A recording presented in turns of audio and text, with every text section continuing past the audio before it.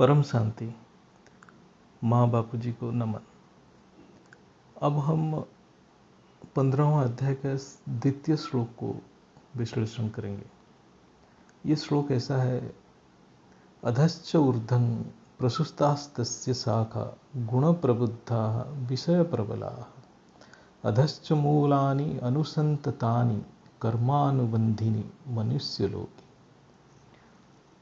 इसका अर्थ है, ये संसार रूपी वृक्ष तीनों गुणों के द्वारा बढ़ी हुई है, यानी रजो तमो सत्व।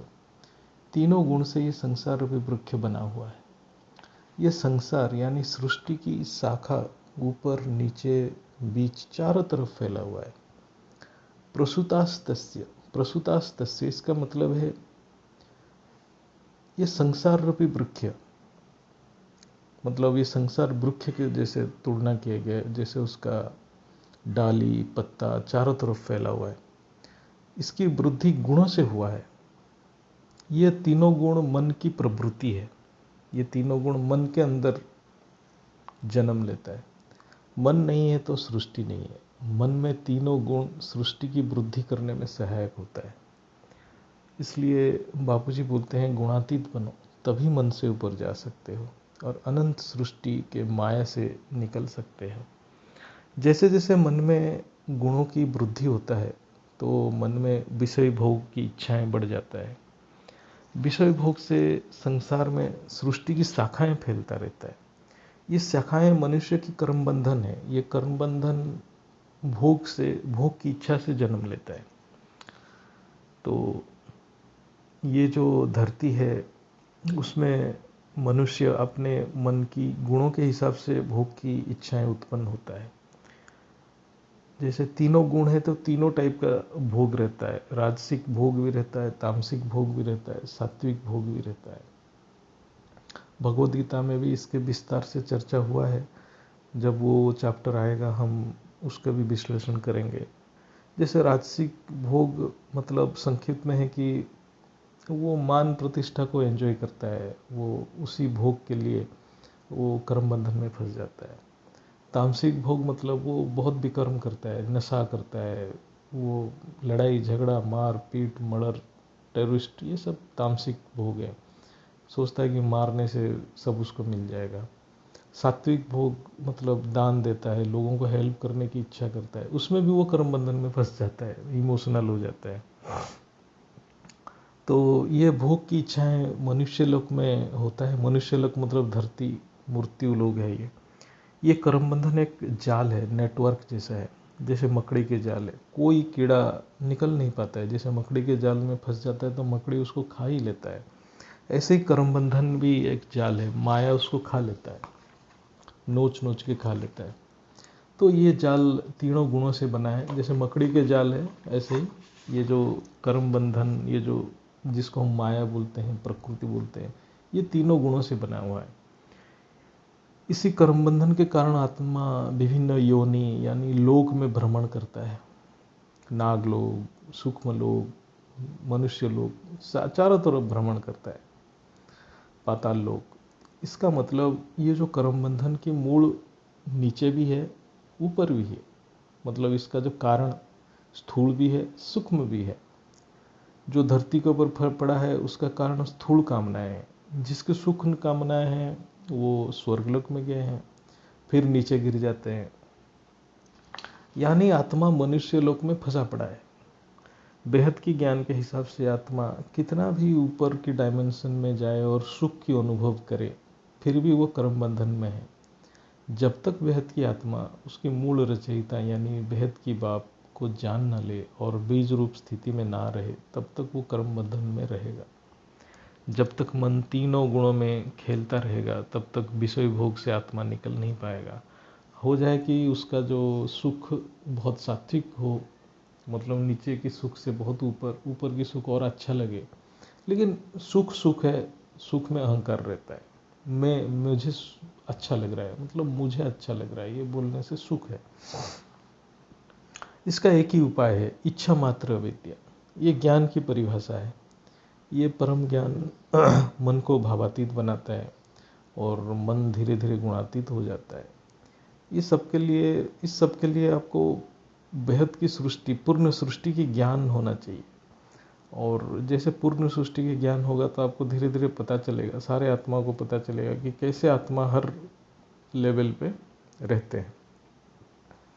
और जैसे ये ज्ञान आएगा तो बेहद की बाप के लिए पूर्ण समर्पण भाव और प्रेम जागृत होगा। तब जाके बेहद की आत्मा ये कर्म बंधन जैसे मकड़ी के जाल से निकल पाएगा। पूर्ण ज्ञान से, जब तक ज्ञान पूर्ण नहीं होता हम सबको अभ्यास करना पड़ेगा। बेहद की बाप से, अंतरात्मा से प्रेम जागृत होगा। जब तक प्रेम की दिया जागृत नहीं हुआ है तब तक ज्ञान पूर्ण नहीं हुआ है। और ज्ञान अपूर्ण रहेगा तो ये गुण हमें तंग करेगा। जब ये पूर्ण प्रेम की दिया जागृत होगा तब सारे इच्छाएं भस्म हो जाएगा और केवल दिया ही रह जाएगा। वो दिया ही आत्मस्वरूप बन के रह जाएगा। जैसे आत्मा धरती लोक में फंसा पड़ा है तो वो परम पिता को पहचान नहीं पा रहा है, ऐसे ही आत्माएं सूक्ष्म लोक में भी सूक्ष्म भोग यानी सुख में फंसे पड़े हैं।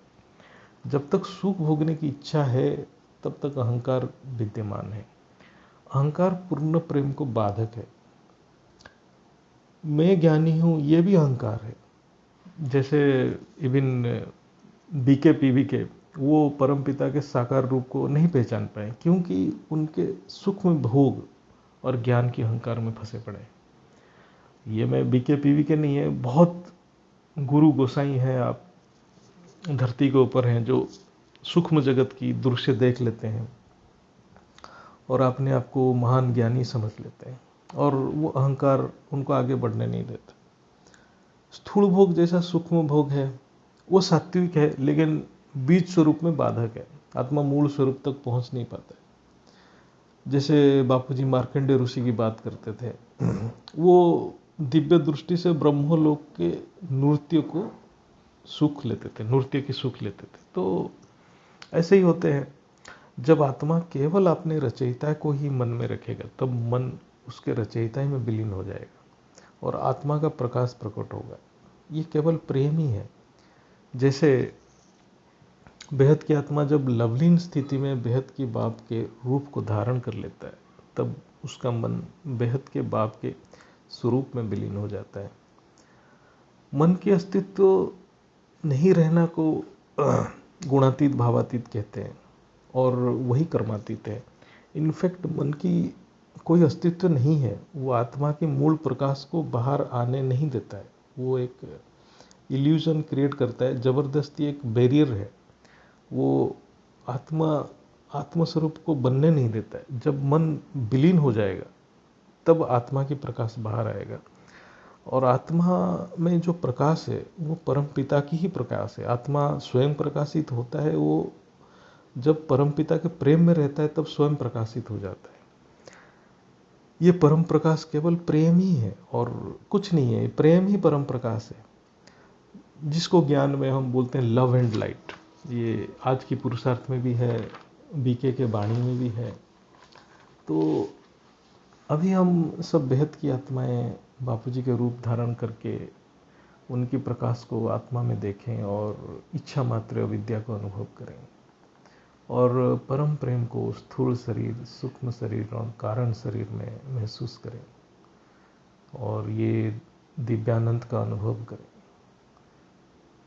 तो ऐसे करके हम जब धीरे धीरे अभ्यास करेंगे, प्रैक्टिस करेंगे, तब हम गुणातीत और भावातीत की ओर यात्रा करेंगे और एक ना एक दिन कभी अचानक ही हम कर्मातीत स्थिति की प्राप्ति करके परम धाम को, अविनाशी परम धाम को प्राप्त होंगे।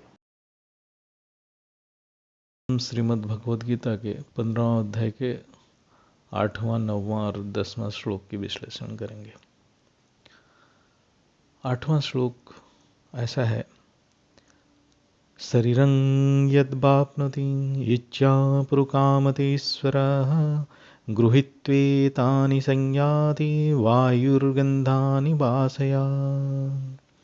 इसका शब्दार्थ है, जैसे वायु गंध को एक स्थान से ग्रहण करके दूसरे स्थान ले जाती है, ऐसे ही शरीर आदि का स्वामी बना हुआ जीवात्मा भी जिस शरीर को छोड़ता है वहां से इन मन सहित इंद्रियों को ग्रहण करके फिर जिस शरीर को प्राप्त होता है उसमें चला जाता है। ये श्लोक में जीवात्मा कैसे एक योनि से दूसरे योनि में भटकता है वो बताया गया है।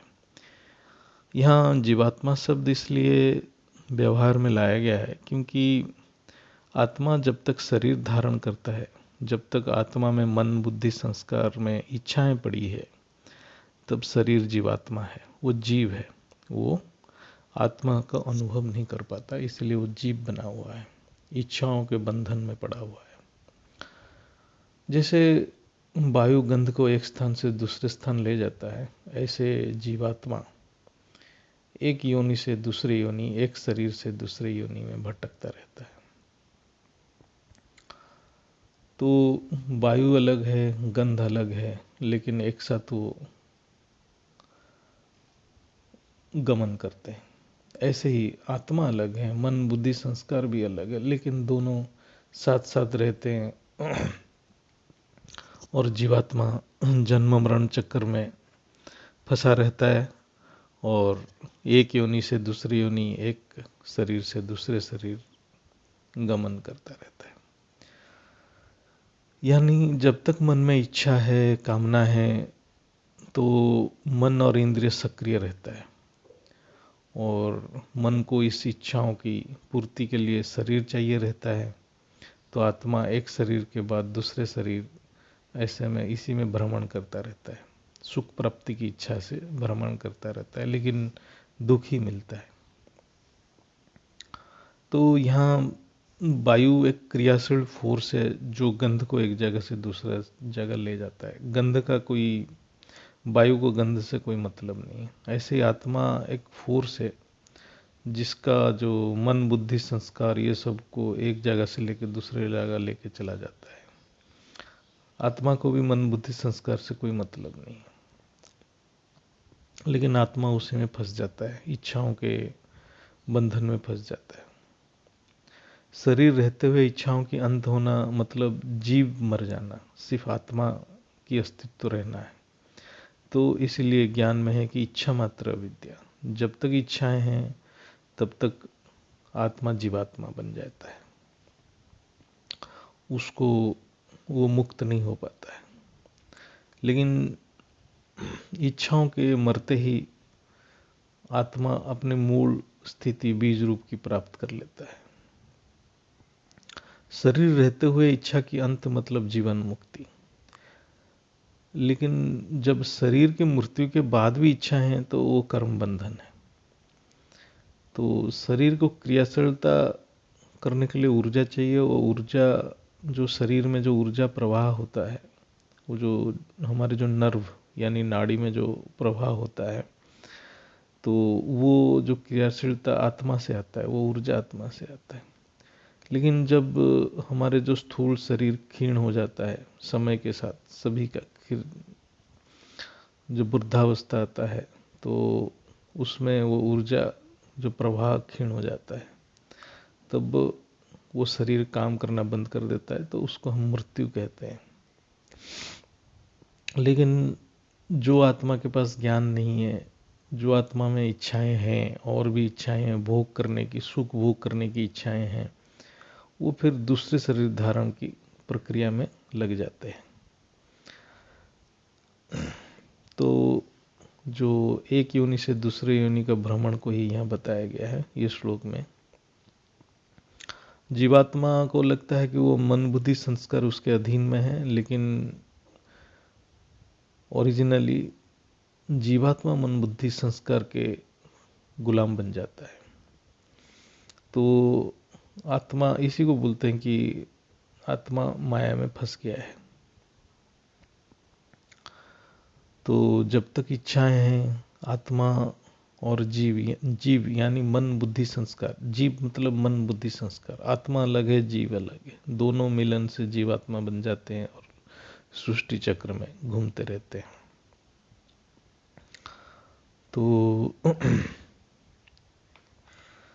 तो आत्मा को कर्म बंधन से मुक्ति के लिए ज्ञान चाहिए। ज्ञान की भी जरूरत किस लिए है? इच्छा मात्र विद्या बनने के लिए ज्ञान चाहिए। ये इस श्लोक का अर्थ है। 9वां और 10वां श्लोक। 9वां श्लोक क्या है? श्रोतं चक्षुस्पर्शनं च रसनं घ्राणम् एव च अधिष्ठाय मनश्चायं पसेवते विषयान उपसेवते। इसका मतलब ये जीवात्मा मन का आश्रय लेकर ही श्रोत्र और नेत्र तथा त्वचा, रसना और घ्राण, इन 5 इंद्रिय के द्वारा विषय का सेवन करता है। ये तो बहुत साधारण सी चीज है, ये सबको पता है। मन इन सब का मालिक है, इंद्रियों का, और मन इस इंद्रियों के द्वारा सारे सुख और भोग करता रहता है। तो मन का जब तक विलीन नहीं होता तो ये भोग, आसक्ति, ये सब इच्छाएं कभी खत्म नहीं होता। तो जो हमारे ज्ञान में ये बहुत बड़ा पॉइंट है, जो मन को कैसे विलीन करना है। निश्चय बुद्धि से मन एकाग्र होता, मन एकाग्र से संस्कार परिवर्तन हो जाता है। और लेकिन उसके लिए परमात्मा के प्रति प्रेम का जागृत होना बहुत जरूरी है, नहीं तो संस्कार परिवर्तन नहीं होता।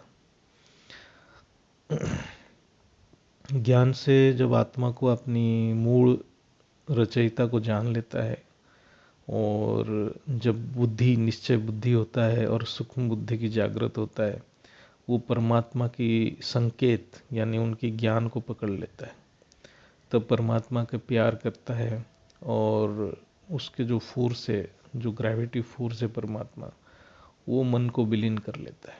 तभी आत्मा जो है जीवात्मा से बीज रूप में, जीव से बीज बन के, जीव से सीप बन जाता है, बन के फिर इच्छाओं से मुक्ति लेके इस जन्म मरण चक्र से निकल जाता है। तो ऐसा है कि मन को कोई जीत नहीं पाता है, क्योंकि हम सभी अभी मन है। हम खुद अपने आप को जीत नहीं पाएंगे। हम मन को विलीन करेंगे कैसे? मन को समझा के विलीन करेंगे, ज्ञान से समझाएंगे, निश्चय बुद्धि से समझाएंगे, और मन से ऊपर चले जाएंगे। मन से ऊपर चले जाएंगे। मन को विलीन करना, मन को जीतना बहुत मुश्किल है, क्योंकि मन के साथ लड़ेंगे तो मन हमारे साथ लड़ेगा। तो ये सब प्राथमिक ज्ञान है कि जो मैं आत्मा हूँ, मैं आत्मा हूँ, ये जो बीके में भी बताया गया है, और जो फाइनल ज्ञान जो है वो भी वही है, मैं बेहद के बेहद की परम परम महान आत्मा हूँ। तो हम आत्मा को अलग समझें। हम आत्माएं हैं, हम मन नहीं है, हम आत्मा है। ये बात को समझाया गया है इस श्लोक में। फिर 10वां श्लोक क्या है? उत्क्रामतं स्थितं वापि भञ्जानं वा गुणान्युतं विमूढ़ा नानुपश्यन्ति पश्यन्ति ज्ञानचक्षुष। इसका शब्दार्थ क्या है? शरीर को छोड़कर जाते हुए या दूसरे शरीर में स्थित हुए अथवा विषयों को भोगते हुए भी गुणों से युक्त जीवात्मा के स्वरूप को मूढ़ मनुष्य नहीं जानते। ज्ञान रूपी नेत्र वाले यानी ज्ञानी मनुष्य ही जानते हैं। तो यहाँ बताया गया है कि ज्ञानी कौन है और मूढ़ कौन है। मूढ़ मतलब मूर्ख कौन है। तो जो मनुष्य ये जान लिया कि आत्मा अलग है, मन अलग है। मन, यहाँ बोलने का मतलब है मन, सिर्फ मन अकेले काम नहीं करता, मन बुद्धि संस्कार तीनों एक ही साथ काम कर सकते हैं।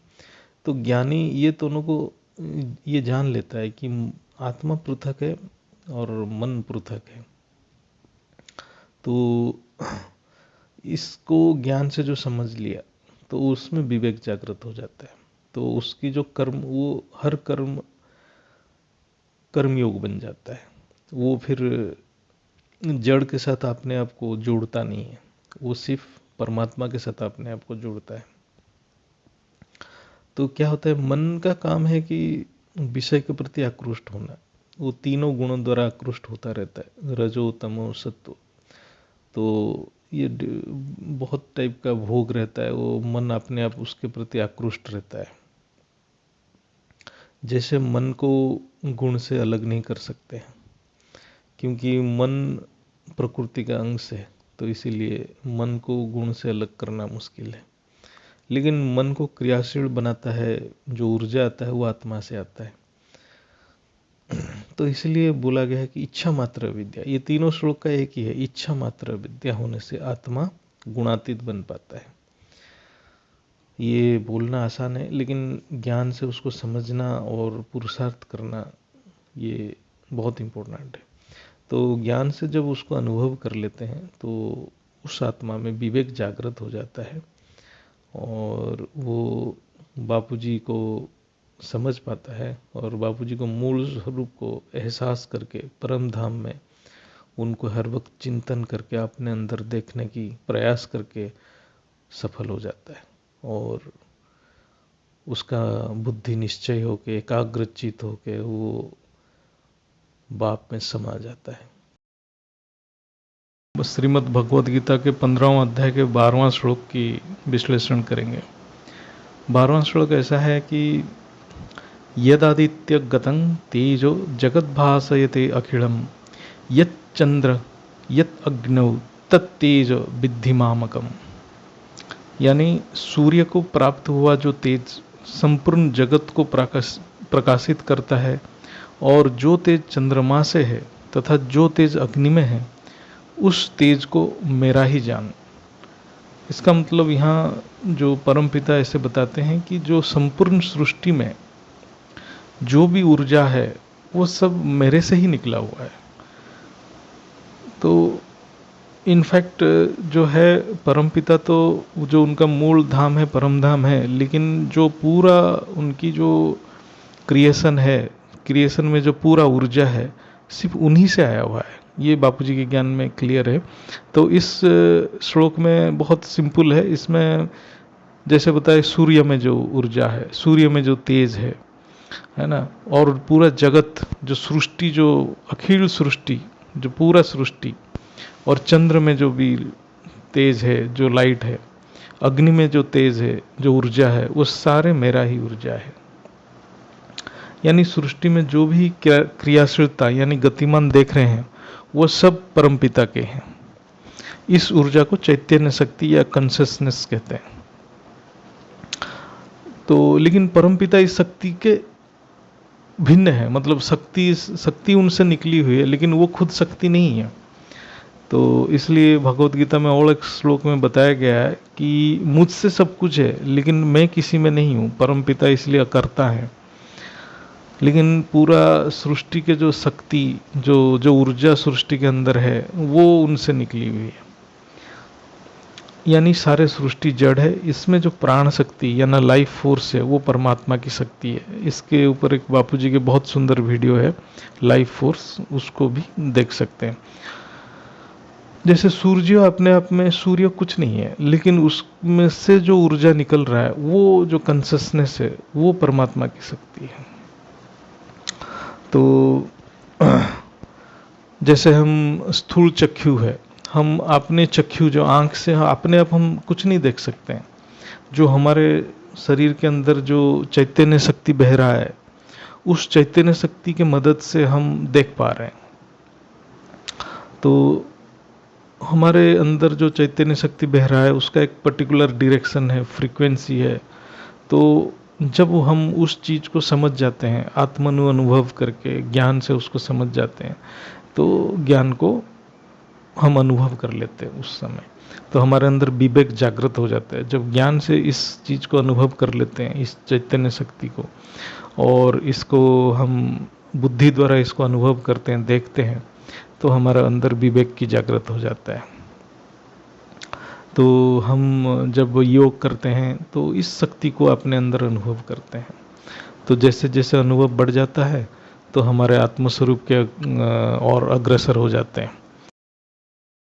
ये 15वां अध्याय का 13वां श्लोक है श्रीमद् भगवद गीता के। गाम विश्व च भूतानि धारयाम्यहम् ओजस् पुष्णामि चौषधीः सर्वाः समभूत्वा रसात्मकः। यानी मैं ही पृथ्वी में प्रविष्ट होकर अपनी शक्ति से समस्त प्राणियों को धारण करता हूँ, और मैं ही रस स्वरूप चंद्रमा होकर समस्त औषधियाँ यानी वनस्पतियाँ को पुष्ट करता हूँ। ये भी उसी जो मतलब सेम मतलब को समझाता है। ये मतलब जो पूरा ऊर्जा जो है, इस सृष्टि की पूरी ऊर्जा परमात्मा का ही है। तो इसका मतलब जो चैतन्य शक्ति इस स्थूल दुनिया में सजीवता लाता है, जिसको हम प्राण शक्ति कहते हैं, वो भी उसी परमात्मा की शक्ति है। इसको अपराशक्ति कहते हैं। बापूजी के ज्ञान में है अपराशक्ति पराशक्ति के बारे में। धारयाम अहम ओजस, मैं पूरा तेज, ओजस मतलब तेज, मैं ही उस तेज को धारण करता हूँ। वो परम प्रकाश का जो धारण है, जो उत्स से, जो उस ऊर्जा की सेंटर है, वो वही है, उनके अलावा और कोई नहीं है। तो ये संकल्प शक्ति की विज्ञान है। बापूजी के वीडियो में तो डिटेल एक्सप्लेनेशन है, लेकिन इस श्लोक में हम बेहद के ज्ञान में समझते हैं तो स्थूल सृष्टि भी संकल्प से आया है। ये जो संकल्प शक्ति है वो परम प्रकाश की शक्ति है।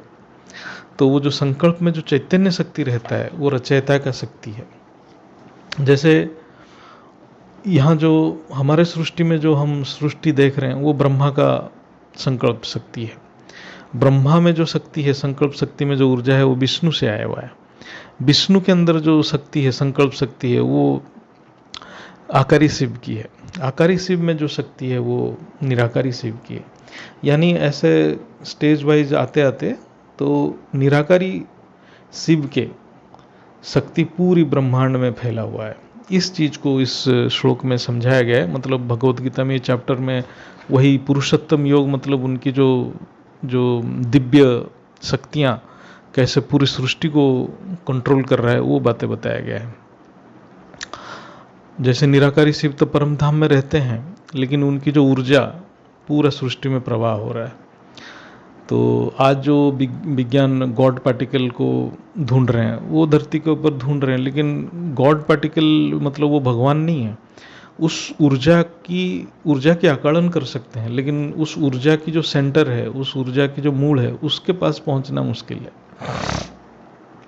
तो ये तो एक सब एटॉमिक पार्टिकल है, उसमें कितनी ऊर्जा है उसको वो जो हमारे साइंस मेजर कर सकता है, लेकिन वो जो शक्ति कहाँ से आया हुआ है वो निकालना विज्ञान के लिए अभी भी एक मिस्ट्री है।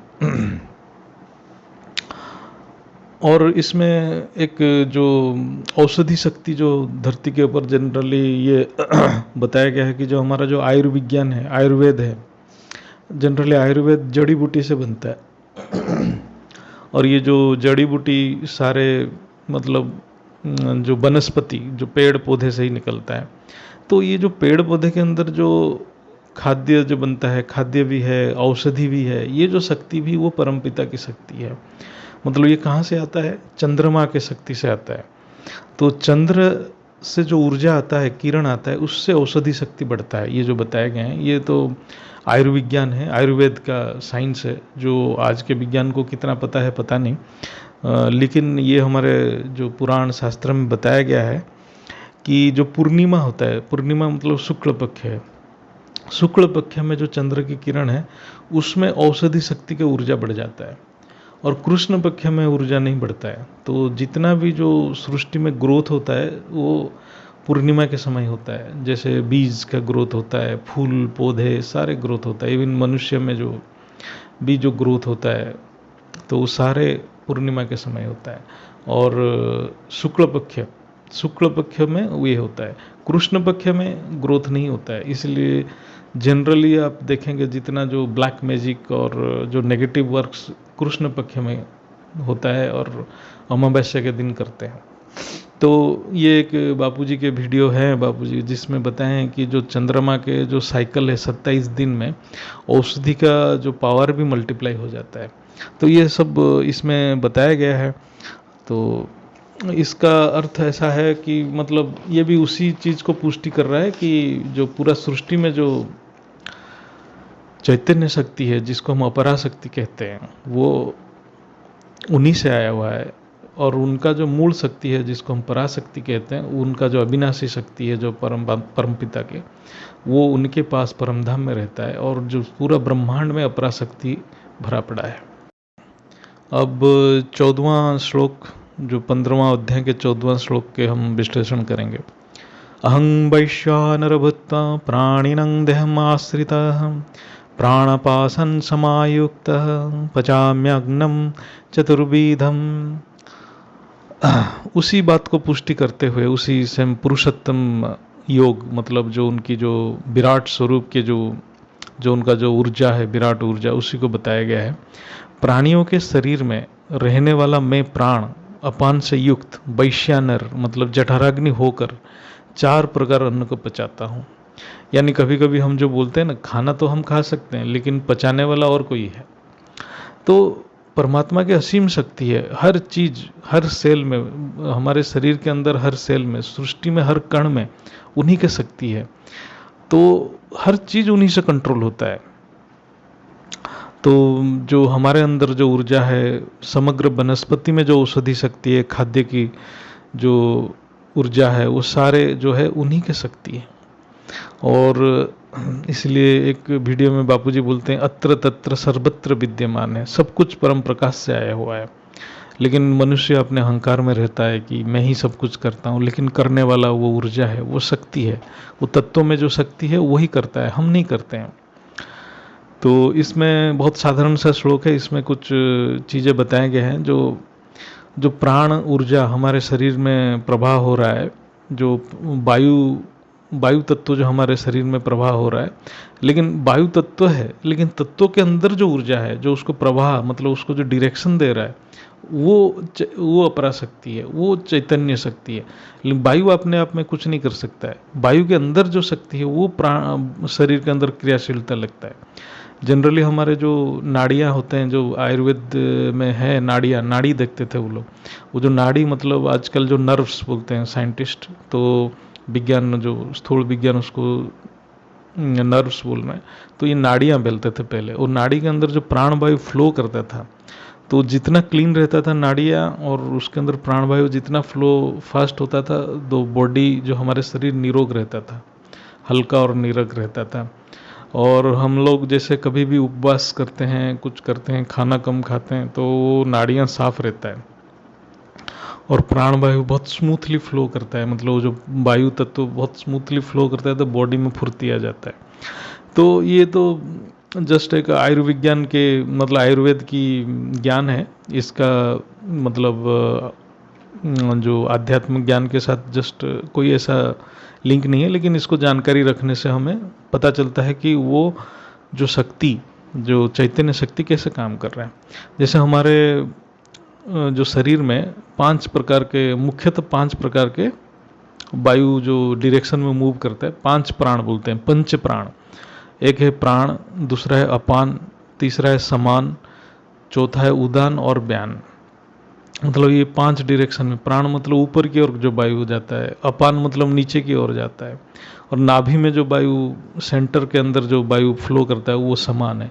ऐसे उदान और व्यान भी है, डिफरेंट वेलोसिटी एंड फोर्स में जो वायु निकलता है उसको क्लासिफिकेशन किया है, उदान और व्यान। तो ये 5 पंच प्राण बोलते हैं इसको, 5 टाइप के वायु का मूवमेंट है। और उसको सब जो है उसको फर्दर सब क्लासिफिकेशन हुआ है, वो सब हमारे जो शास्त्र में है, वो डिटेल हमें भी, मेरे को ये डिटेल भी पता नहीं है, लेकिन है, ये आयुर्वेद में है, डिटेल में है। जैसे पतंजलि योग में ये बहुत डिटेल में गया हुआ है, उसके ऊपर रिसर्च भी हुआ है, जो आज के विज्ञान उसको समझने की कोशिश कर रहा है। और ऐसे ही वो जो आयुर्विज्ञान में ये भी है कि हम जो खाना पचाते हैं, खाना भी 4 प्रकार के डिवाइड किया गया है। तो इसलिए जो इसमें लिखा है कि पचाम्यन्नम चतुर्विधम, 4 प्रकार के अन्न रहता है। तो 4 प्रकार के अन्न, कुछ हम चबा के खाते हैं, कुछ पी के खाते हैं, कुछ चूस के खाते हैं, कुछ चाट के खाते हैं। तो डिफरेंट डिफरेंट जो फूड का डिफरेंट डिफरेंट प्रोसेस रहता है, मतलब बॉडी में एब्जॉर्व होने की। तो ये आयुर्विज्ञान था। तो ये सारे जो शक्तियां हैं, जो इसका मतलब, ये तो जस्ट थोड़ा ये हमारे शास्त्र की बात आ रहा है। तो ये सारे शक्तियां उन्हीं का है, वो अपरा शक्ति है। तो विज्ञान उसको धीरे धीरे समझ रहा है। मतलब डॉक्टर तो बॉडी को काटने लग जाता है, बॉडी में वैक्सीन हम ले लेते हैं, लेकिन जो आज के समय में तत्वों में ऊर्जा नहीं है, वो विज्ञान उसको समझ नहीं रहा है। तत्वों में ऊर्जा वो संकल्प शक्ति से आता है। इसीलिए विश्व परिवर्तन संकल्प से ही होगा। ये विज्ञान है, ये महाविज्ञान है, परम विज्ञान है, और ये बापूजी के दिए हुए ज्ञान है। तो माँ जी बापू जी दोनों का नमन, इतना परम ज्ञान सबको देने के लिए नमन। भगवत गीता के 15वां चैप्टर का 15वां श्लोक को विश्लेषण करेंगे।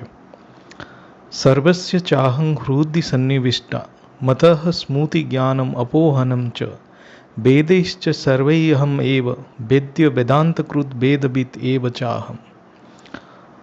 इसका अर्थ है, मैं ही समस्त संपूर्ण सृष्टि के प्राणियों के हृदय में प्रेरणा के रूप में स्थित हूँ, तथा मुझ में ही स्मृति ज्ञान और अपोहन का हम विश्लेषण करेंगे। अपोहन होता है संपूर्ण वेदों के द्वारा मैं ही जानने योग्य हूँ। वेदों के तत्वों का निर्णय करने वाला और वेदों को जानने वाला भी मैं ही हूँ। यानी इसमें जो बताया गया है, जो स्मृति, हमारे जो स्मृति आने में भी जो प्रेरणा मिलता है, ज्ञान जो मिलता है, और अपोहन मतलब संशय को नाश करने के लिए, मतलब हमारे अंदर जो डाउट को भी जो दूर करने के लिए सारे प्रेरणा उन्हीं से आता है। वही परमपिता से ही सारे प्रेरणा आता है, जिसके प्रेरणा के द्वारा हम सब नष्ट महास्मृति लुब्धा होते हैं, हमें ज्ञान मिलता है, और हमारे अंदर जो संशय है वो भी नाश होता है। और सारे वेद को जानने वाला मैं ही हूँ, और सारे वेद में भी जो चीज़ है उसका सारांश भी मैं ही हूँ। मतलब हर चीज़ वही है, वही परमपिता ही है।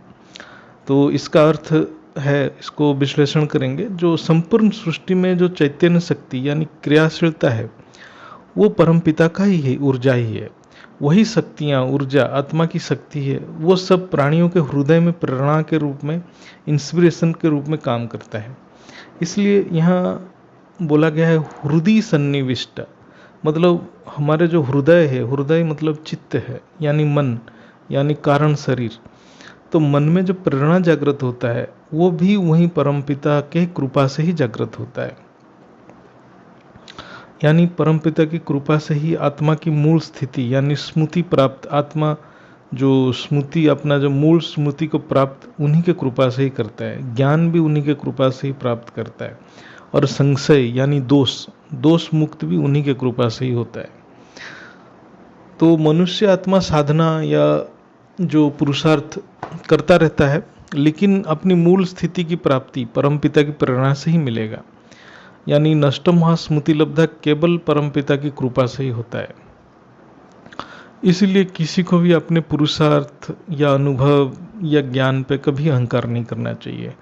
वो सारे उनके कृपा से ही हो रहा है, और जो भी होगा उन्हीं के कृपा से ही होगा। उन्हीं के कृपा के बिना कुछ नहीं हो सकता, क्योंकि पूरी सृष्टि, पूरी सृजन, पूरी शक्ति उन्हीं की ही है। साधक को सिर्फ पुरुषार्थी कर सकता है, लेकिन उसको जो कौन सी प्रेरणा मिलेगा, क्या अनुभव होगा, वो साधक डिसाइड नहीं कर सकता। उचित समय आने पे, यानी सब जब आत्मा के ऊपर कट उतर जाएगा, परमपिता की कृपा अपने आप बरसने लगेगा, और आत्मा अपनी बीज रूपी स्थिति को अनुभव कर लेगा। तो जो है तब आत्मा संपूर्ण ज्ञान स्वरूप बन जाएगा, सारे संशय या दोष से मुक्त हो जाएगा। तो इसलिए ये अध्याय में पुरुषोत्तम योग क्यों कहा गया, क्योंकि हर चीज परमपिता के द्वारा ही किया जाता है। वो करता है, लेकिन उनकी शक्ति चारों तरफ फैला हुआ है। तो हम कैसे आगे बढ़ेंगे, वो भी परमपिता ही रास्ता बताएंगे। हम सिर्फ कोशिश करेंगे, कोशिश हमें करना है, रास्ता वो बताएंगे। इसलिए इवन जो मतलब उनकी परिचय खुद वो देंगे, परमपिता अपनी परिचय खुद देंगे, उनको कोई जान नहीं पाएगा। इवन ब्रह्मलीन ऋषि मुनि भी जो मतलब इवन जो वेद वेदांत की मास्टरी भी किए हुए हैं, वो भी उनको जान नहीं पाएंगे जब तक वो खुद अपनी पहचान अपने आप नहीं देते हैं। इसलिए वाणी में भी है, बाप अपनी पहचान खुद देता है।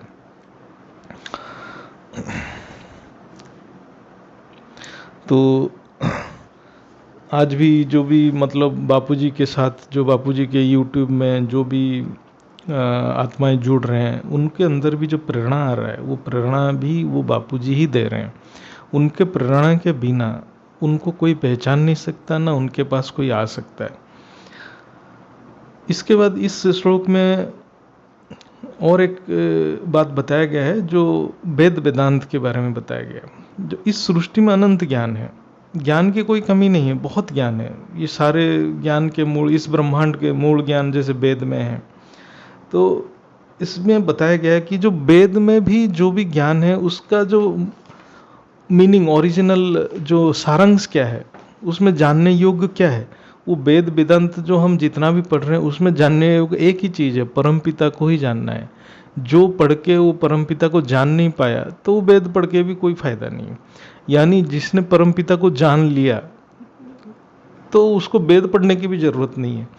तो वेद शास्त्र का सारांश ही परमपिता है, और उसको जानने के लिए प्रेरणा भी कौन देगा? जो परमपिता को और वेद वेदांत को भी समझने के लिए, वेद शास्त्र वेदांत को समझने के लिए प्रेरणा भी वही परमपिता ही देंगे। तो वो जानने योग्य, उसमें जानने योग्य भी परमपिता है, और उसको जानने के लिए जो प्रेरणा भी मिलेगा वो भी परमपिता ही देंगे। तो जैसे हम वेद और उपनिषद का अनेक व्याख्या है, उसमें व्याकरण है, संस्कृत है, लेकिन उसमें जानने योग्य एक ही चीज़ है, परमपिता। और उसको जानने की जो ताकत, शक्ति, इंस्पिरेशन वो भी परमपिता ही देते हैं। तो यही पुरुषोत्तम योग है। सब कुछ वही है, सब वही है, हम कुछ नहीं है। वो चीज़ को महसूस करने के लिए ही ये भगवद गीता की ये चैप्टर है, बहुत सुंदर चैप्टर है। तो जैसे पूरा ज्ञान कौन दे सकता है? जो वही देगा ना जिसने सृष्टि बनाई हुई है। तो इसीलिए जो हमारे अंदर जो भी डाउट भी वही दूर करेगा, जो संशय वही दूर करेगा। जिसको पूरी ज्ञान है, वो पूरी ज्ञान कोई गुरु गोसाई की, कोई वेद शास्त्र में कुछ नहीं है। पूरी ज्ञान सिर्फ परमपिता बेहद की बाप सर्वसत्ताधीश ऑलमाइटी अथॉरिटी के पास है, जो खुद यहाँ ज्ञान दे रहे हैं। तो इसलिए वाणी में भी है, जो बापूजी खुद अपना परिचय खुद देते हैं, और जिसको ज्ञान का सेल जागृत हो जाता है, ज्ञान का सेल भी जागृत तभी होता है, उनकी इंस्पिरेशन से ही जागृत होता है। और जब बापूजी के इंस्पिरेशन से ज्ञान का सेल जागृत हो जाता है तो वो भी वही ज्ञान को समझ के बापूजी के पास आता है। तो इसीलिए सब कुछ वही है, वही अपना पहचान देते हैं, वही अपना प्रेरणा देते हैं, वही हमको बुलवाते हैं, वही हमें ज्ञान देते हैं, और उन्हीं के पास जाते हैं। जो वो बताते हैं हम उन्हीं को वो चीज़ समर्पण कर देते हैं।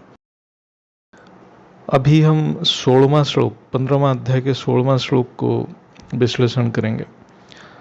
वो श्लोक ऐसा है, द्वाविमो पुरुषौ लोके क्षरश्च अक्षर एव च क्षरः सर्वाणि भूतानि कूटस्थ अक्षर उच्यते। इस श्लोक का शब्दार्थ ऐसे है कि इस सृष्टि में क्षर यानी नाशवान और अक्षर अविनाशी, ये दो प्रकार की शक्तियां हैं जिसको पुरुष कहा गया है। इसमें संपूर्ण प्राणियों के शरीर क्षर और जीवात्मा अक्षर कहा जाता है। तो ये तो ज्ञान में सबको पता ही है, इसमें कोई ज़्यादा विश्लेषण की जरूरत नहीं है। तो इसको हम थोड़ा इसको समझेंगे जस्ट शॉर्टकट में। पुरुष का मतलब क्या है? जो पूर प्लस ईश मतलब ईश्वर, पूर मतलब घर। ये जो शरीर हमारा घर है, ये घर का मालिक कौन है? इसका ईश्वर कौन है? जो इसके अंदर रहता है वो जीवात्मा है। और जीवात्मा इसलिए है कि उसको आत्मा जब इच्छाओं के साथ जुड़ जाता है तो जीवात्मा होता है, क्योंकि वो कामना रहित होता है तभी वो आत्मा बनता है। मतलब जैसे ज्ञान में है भावातीत, गुणातीत, कर्मातीत, तभी वो आत्मा बनेगा। लेकिन जब तक ये नहीं बनता है तो वो जीवात्मा है। तो पुरुष बेसिकली है जो चैतन्य शक्ति, हमारे अंदर जो कॉन्शसनेस है वो है पुरुष। तो इसको आत्मा भी कहते हैं। और आत्मा से जो शक्ति प्रवाह हमारे शरीर में होता है वो चैतन्य शक्ति है। तो ये श्लोक में बस इतना बताया गया है कि ये जो शरीर, जो जिसको हम अपना सब कुछ मान रहे हैं, वो जड़ है, क्षर है, नाशवान है, परिवर्तनशील है। और जो आत्मा, जो जो कॉन्शसनेस, जिसका जो हमारे शरीर में प्रवाह हो रहा है, जो शक्तियाँ हमारे अंदर प्रवाह हो रहा है, तो वो अविनाशी है। जो आत्मा, जिसको हम यहाँ पर जीवात्मा बोला गया है, जीवात्मा इसलिए बोला गया है कि आत्मा कामना से युक्त है, इसलिए वो जीवात्मा है। तो जैसे हमारे शरीर में पंच प्राण है, पंच तत्व है, 5 कर्मेंद्रिय है, 5 ज्ञानेंद्रिय है, ये सब लेके हमारा शरीर बना हुआ है। तो जैसे प्राण शक्ति जो है, 5 प्राण शक्ति, जिसको मैंने पहले भी बताया था, प्राण, अपान, समान, उदान, व्यान, हर जो वायु तत्व है, हर वायु का अपना 5 भाग में डिवाइड किया है। वो डिफरेंट डिफरेंट काम करते हैं शरीर में, और इससे बॉडी में मूवमेंट होता है और हमारा शरीर जो है, स्थूल शरीर चलता रहता है। तो ये सारे मिल के, और एक उसके अंदर जो उसको जोड़ने की शक्ति कौन करता है, जो ये चैतन्य शक्ति उसको जोड़ता है, एक सीक्वेंस में काम करते हैं, तभी हम देख पाते हैं, खा पाते हैं, चल पाते हैं, जो अनुभव जो भी करते हैं स्थूल दुनिया को, इनके सारे चीज़ का एक सीक्वेंस में काम करते हैं, तभी हम कर पाते हैं। तो जैसे मैं जस्ट छोटा सा एग्जांपल देता हूँ। जैसे उदान, उदान मतलब ये जो वायु मूवमेंट हमारे कंठ में होता है, जो गले में हम वायु का मूवमेंट को उदान बोला जाता है, जो आयुर्विज्ञान में, वो होने से ही हम बातें कर पाते हैं। और ये जो वहाँ जो एक वाइब्रेशन होता है, वो तो हम दूसरे को सुना पाते हैं। जो स्थूल दुनिया में जो शब्द वहीं से आ रहा है, तो हमारे मन को जो व्यक्त करते हैं, वो जो वायु मूवमेंट होने से ही हम ये साउंड आ रहा है, नहीं तो साउंड नहीं आ रहा है। तो ये सारे चीज़, लेकिन इसमें जो शक्तियां हैं, इसको बोलते हैं, ये जो प्रकृति के साथ जो शक्ति क्रियाशीलता लाता है, जो शरीर में जड़ वस्तु के साथ शक्ति नहीं रहेगा तो वो काम नहीं करेंगे। लेकिन ये जो शक्तियां हैं, ये भी खेर है, मतलब इसको अपरा शक्ति कहते हैं।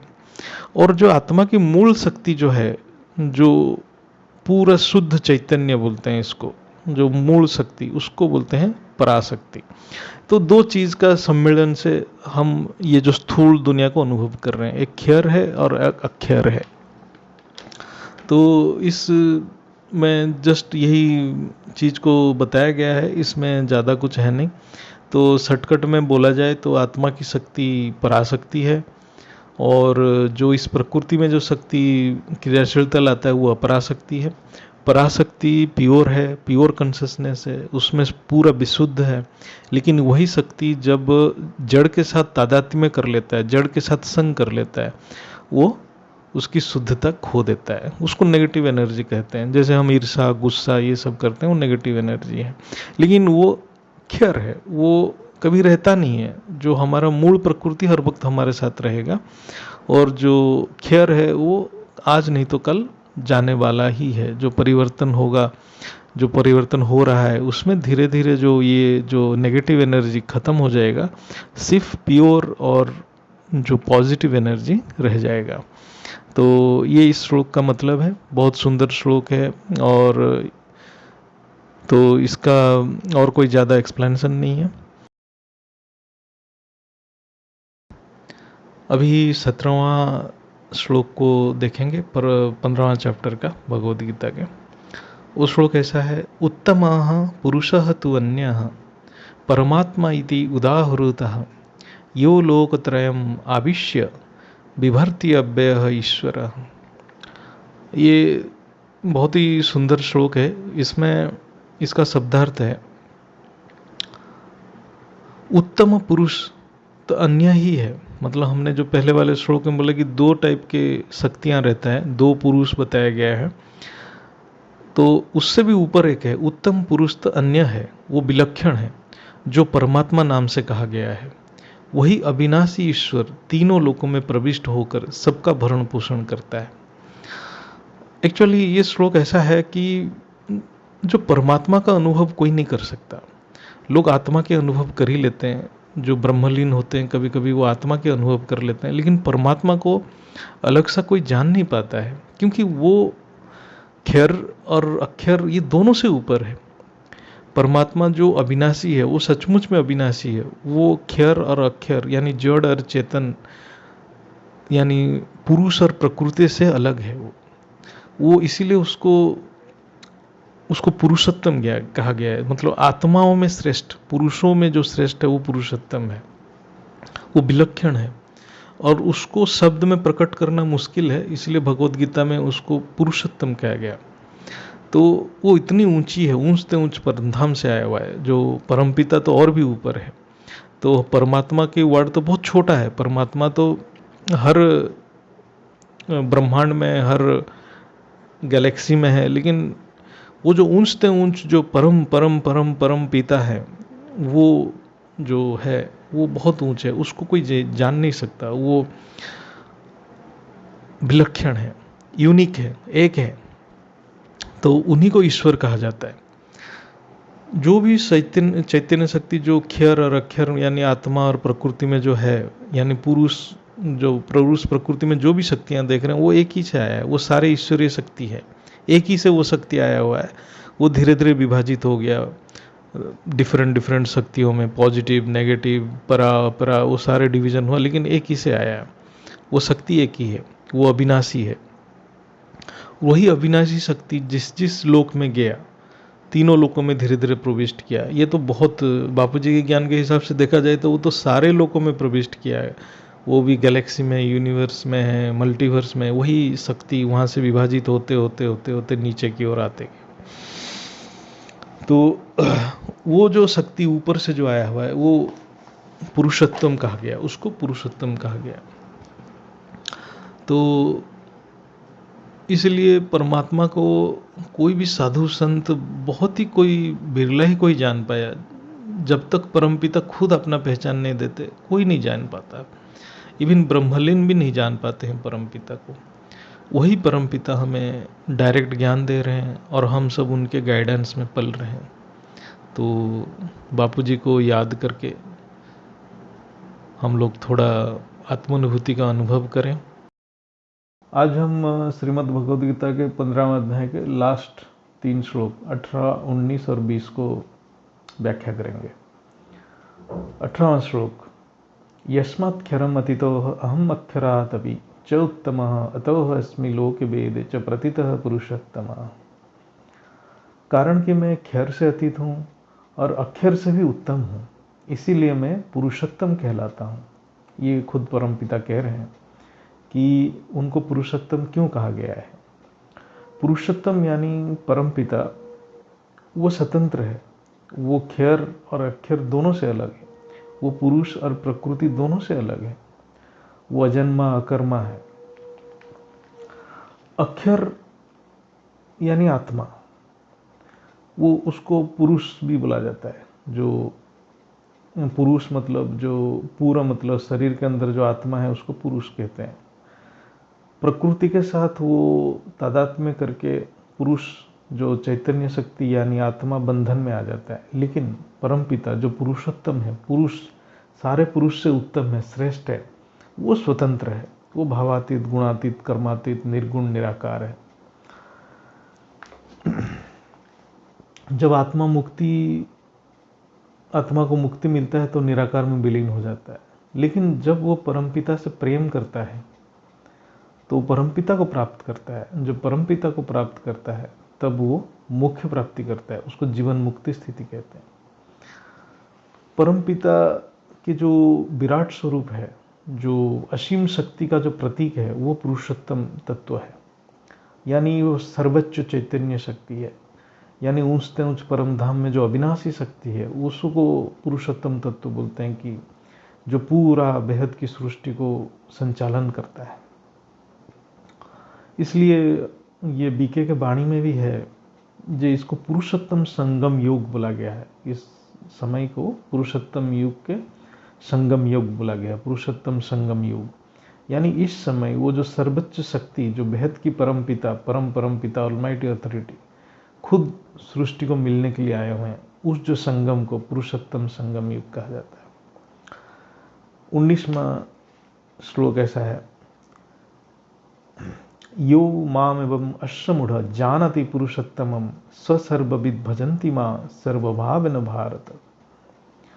इसका अर्थ है, हे भरतवंशी अर्जुन, इस प्रकार जो मोह रहित मनुष्य मुझे पुरुषोत्तम जानता है वो सर्वज्ञ परम ज्ञानी है और सब प्रकार से मेरा ही चिंतन, मेरा ही मनन, मेरा ही स्मरण, मेरा ही भजन करता है। तो इस श्लोक में असमूढ़, असमूढ़ मतलब इसका मतलब है मोह रहित। जो मनुष्य मोह रहित हो गया। मोह रहित कौन होगा? जो ज्ञान से मुझे जान लिया, जो मेरा विराट स्वरूप, मेरा जो असीम शक्ति को ज्ञान से जान लिया, वो परम ज्ञानी है। और वो मोह रहित हो गया, जो ज्ञान आ गया जिसको, वो मोह रहित है। मूढ़, मूढ़ यानी जड़ बुद्धि, जो मूर्ख है, जो मूढ़ मतलब मूर्ख। असमूढ़ यानी उसकी बुद्धि जड़ नहीं है, वो ज्ञानी है, जो वो परम पिता को ज्ञान चक्षु से जान लिया और उनके बेहद की जो शक्ति, असीम शक्ति को भी समझ लिया। वही पुरुषोत्तम तत्व है। जो बेहद की जो असीम शक्ति, अविनाशी शक्ति, वो पुरुषोत्तम तत्व है। तो जब मेरे को जान लिया तो वो मेरे अलावा और किसी का स्मरण ही नहीं करेगा और हर पल मेरा ही चिंतन करेगा। तो जैसे हम बुद्धि में एक बाप दूजा ना कोई, वो उसको हर वक्त चिंतन करना ही और बेहद की परम शांति मंत्र को अनुभव करना ही, वही मनन चिंतन है। बेहद की बाप या ऑलमाइटी अथॉरिटी की चिंतन है। सर्व भाव न भजंती, सर्व मतलब मन मना, मतलब मन को अर्पण कर देगा, मन की हर संकल्प बेहद की बाप को अर्पण कर देगा। तो ये श्लोक का मतलब है। अब लास्ट श्लोक है जो है 20वां श्लोक है इस 15वां अध्याय का। उसमें बोला जाता है इति गुह्यतमं शास्त्रम ईदमुक्तम मया नघ एतद् बुद्ध्या बुद्धिमान स्यात् कृत्यश्च भारत। हे निष्पाप अर्जुन, इस प्रकार ये अत्यंत गोपनीय शास्त्र मेरे द्वारा कहा गया है। हे भरतवंशी अर्जुन, इसको जानकर मनुष्य ज्ञानवान तथा कृतकृत्य हो जाता है। तो इसका भी अर्थ बहुत सरल है। जिसका अंतकरण साफ हो गया है, निष्पाप, वो निष्पाप है। अंतकरण मतलब जिसका कारण शरीर साफ हो गया है, वो निष्पाप है। कारण शरीर जिसका साफ है, वो निष्पाप है। तो यहाँ अर्जुन को निष्पाप बोला गया है। तो वही सिर्फ इस ज्ञान के अधिकारी है, जो परम ज्ञान के अधिकारी वही है, जो निष्पाप है, जिसका मन साफ हो गया है। तो सारे बेहद की आत्माएं जो बाहर से बहुत साधारण दिख रहे हैं, लेकिन वो परम ज्ञान के अधिकारी हैं, वो निष्पाप हैं। और जो बेहद की बात को जान लिया, यहाँ पर बताया गया है, जो उनका जो पुरुषोत्तम तत्व यानी जो उनका अविनाशी परम धाम को जिसने जान लिया, जो बेहद की बाप वहाँ से आए हुए हैं, अविनाशी ऊंच ऊंच परम धाम से आए हुए हैं, उसको जो ज्ञान से समझ लिया, तो उसको कुछ जानने के लिए भी जरूरत नहीं, उसको कुछ करने के लिए भी जरूरत नहीं। हर चीज़ उसको अचीवमेंट हो गया, सब कुछ हो गया। जो बापूजी हमें बोलते हैं कि वो महसूस करो, जो आपने किससे बात किया, किससे मिला, किससे ज्ञान लिया इस जन्म में, तो वो जानने से, ज्ञान से जब जान लेते हैं तो हम परिपूर्ण हो जाते हैं। तो ये है पुरुषोत्तम योग। तो इसलिए जब वो आत्मा, जो बेहद की आत्मा, कोई भी आत्मा, जब वो अविनाशी तत्वों को जान लेता है, तो वो तब क्या करता है, सर्वविद भजन्ति माम सर्वभाव है। तो हर पल वो अपने मन में वो परम पिता को अपने मन में रखता है। तो इसलिए ये जो इस श्लोक में ये बताया गया, ये गुह्यतम ज्ञान है, बहुत सीक्रेट है, सीक्रेट ऑफ द सीक्रेट्स, राज ही राज है। तो ये गुह्यतम ज्ञान सिर्फ उसको दो जिसका अंतकरण साफ है। जिसका अंतकरण साफ नहीं है, वो इस ज्ञान को समझ नहीं पाएगा। तो इसलिए ज्ञान सभी को नहीं दिया जा सकता। अभी दिया भी जाएगा तो उसको समझ नहीं पाएगा, और थोड़ा समझ भी आए तो धारण नहीं कर पाएगा। तो ये गुह्यतम ज्ञान है। तो हमारा ये 15वां अध्याय का जो हमने पुरुषोत्तम योग जिसको हमने चर्चा किए हैं, तो इसमें बापूजी के विराट स्वरूप का वर्णन है। तो हम बापूजी के विराट स्वरूप को स्मरण करते हैं और उनको ज्ञान, अपने ज्ञान चक्षु से उसको अनुभव करें। उनके सर्वोच्च अविनाशी चैतन्य शक्ति जो चारों तरफ प्रवाह हो रहा है, उससे जुड़ना ही पुरुषोत्तम योग है। उनके विराट स्वरूप को जोड़ना ही पुरुषोत्तम योग है। बेहद के बेहद की परम परम परम महाशांति है। माँ जी, बापू जी को नमन। और इससे हमारा ये जो श्रीमद् भगवद गीता के 15वां अध्याय का अंत होता है। और जैसे भगवद गीता में लास्ट में, हर चैप्टर के लास्ट में लिखा जाता है, एक श्लोक है, ओम तत्सत इति श्रीमद् भगवद गीतासु उपनिषत्सु ब्रह्म विद्यायां योग शास्त्रे श्री कृष्ण अर्जुन संवाद पुरुषोत्तम योग नाम 15 अध्याय। मतलब ये जो श्री कृष्ण अर्जुन संवाद था ये पुरुषोत्तम योग के बारे में था। ये 15 चैप्टर था। ये ब्रह्म विद्या है। परम शांति।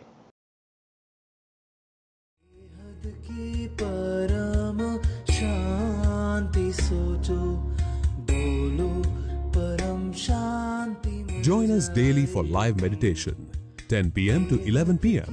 on YouTube Live. Subscribe now. Website www.paramshanti.org. Email us anant@paramshanti.org. Like, share, subscribe. Join today. बेहद की